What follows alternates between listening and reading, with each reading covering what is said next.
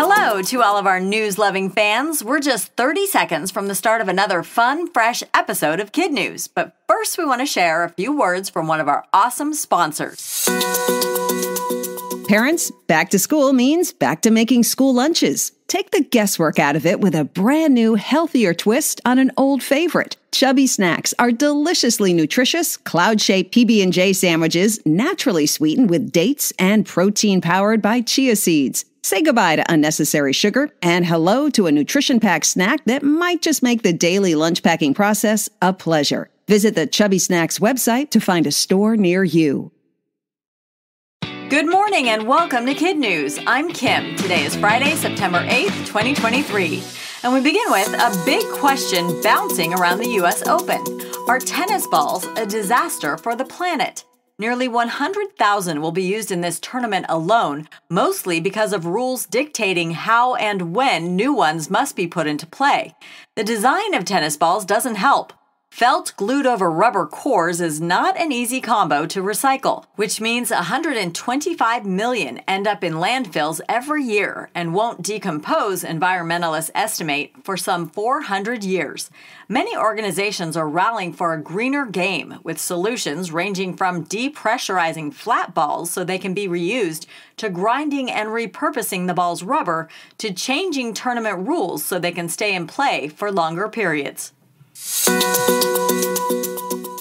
A popular travel destination is apparently too popular. Starting next spring, Venice, Italy plans to introduce a €5, about $5.40, entrance fee for tourists who visit but don't spend the night.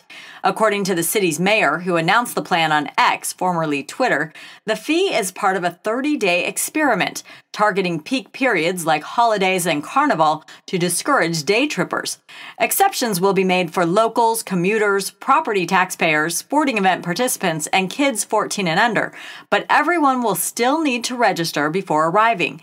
The aim is to strike a balance between residents and tourists, whose numbers often eclipse those who call Venice home.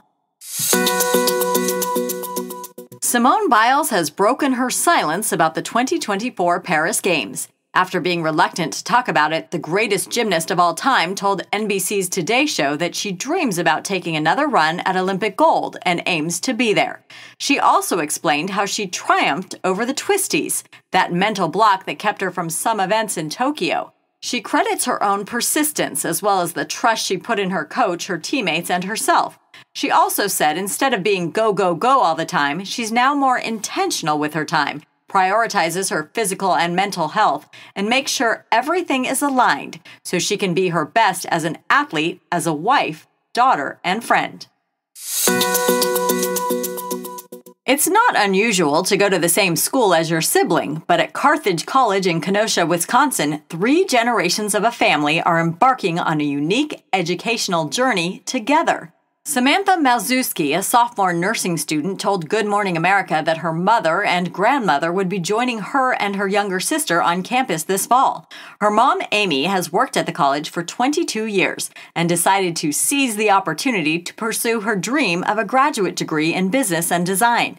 Her 71-year-old grandma recently retired and signed up to get her master's. The foursome are looking forward to studying together, walking each other to class, and grabbing dinner in the cafeteria.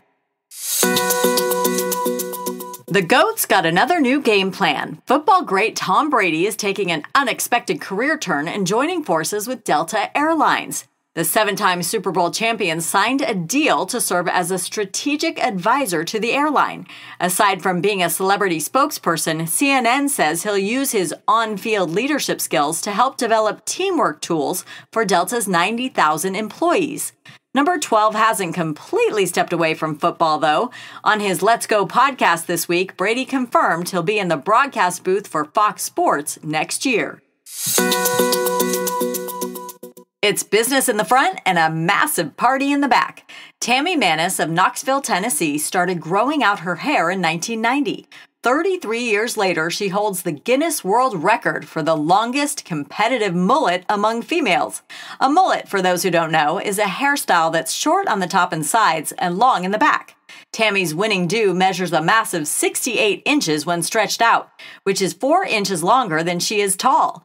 Manis, who works as a public health nurse, nearly always keeps her hair in a braid so she doesn't step on it, and is thankful to have a friend who's been braiding it in between shampoos for the past 20 years, a process that now takes her more than an hour.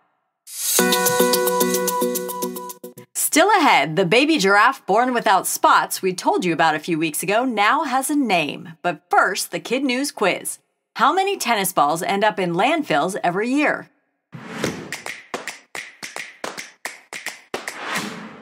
About 125 million. Former QB Tom Brady is partnering with what airline?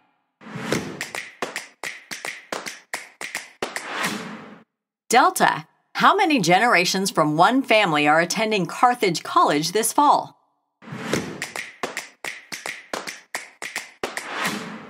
3. What European city is set to begin charging an entry fee to day travelers?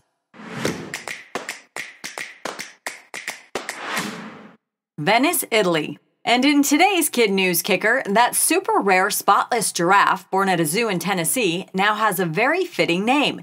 Nearly 40,000 people weighed in across the globe, and the winner by 6,000 votes was Kipiki, which is Swahili for unique. It beat out 3 other contenders, Firiali, which means unusual or extraordinary, Shakiri, she is most beautiful, and Jamila, one of great beauty. On the Today Show, David Bright, director of the Bright Zoo, told viewers the now 5-week-old calf is very laid back, still curious about everything and checking everything out every day.